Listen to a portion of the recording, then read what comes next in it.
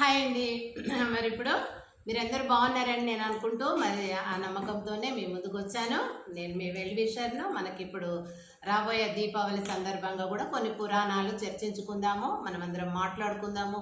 ఏదో గుడ్డిగా ఏ గ్రంథాన్ని నమ్మొద్దండి.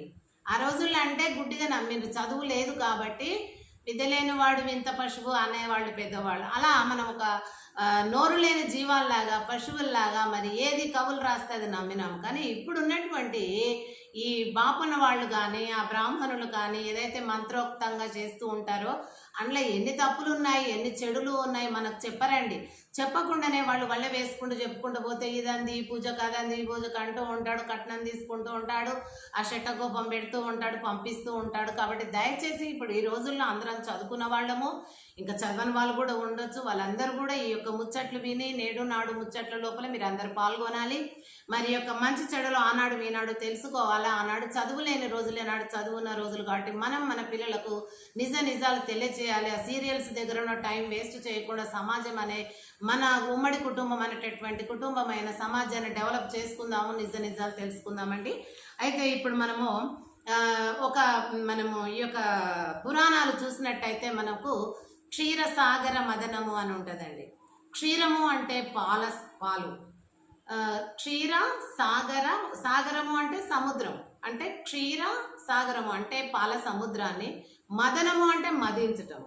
అంటే ఏంటి, దేవతలందరూ ఒకవైపున మరి రాక్షసులందరూ ఒకవైపున ఉన్నట్టు ఆ యొక్క పాము లాంటి దాన్ని పట్టుకొని అది ఏంటి వెన్న చిలికినట్టుగా చిలుకుతూ ఉంటే దాంట్లో నుంచి ఫస్ట్ ఏమొస్తుందంట, విషం వస్తుందంట. గరళము అంటే విషము. ఈ గరళం అనేటటువంటిది శివుడు తాగిండంట, అందుకని ఈ గొంతు కాడ నల్లగా ఉంటుంది, అది గరళము అని అంటారు ఈ యొక్క పురాణం.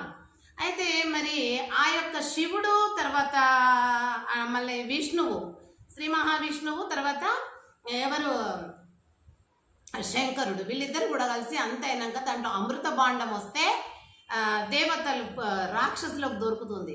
అయితే అప్పుడు ఏమవుతుంది, ఆ దాన్ని అంతా కూడా వడ్డించేటప్పుడు అది ఏం చేస్తాడంటే శ్రీ మహావిష్ణువు ఆడవేషంలో మోహిని రూపంలో ఉండి వాళ్ళకు వడ్డించుకుంటూ ఆ యొక్క అమృత భాండం ఎత్తుకొని పోతాడంట.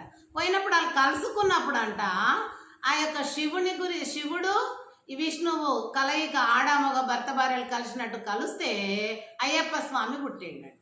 ఇది ఎక్కడ అన్యాయమో తెలుస్తలేదండి. మరి ఆ కవులు ఎందుకు రాశారో, ఇలాంటివి స్టోరీస్ ఎందుకు చేశారో ఇప్పుడు అందరు కూడా కనువిప్పు కలిగింది, ప్రశ్నలు అడుగుతున్నారు.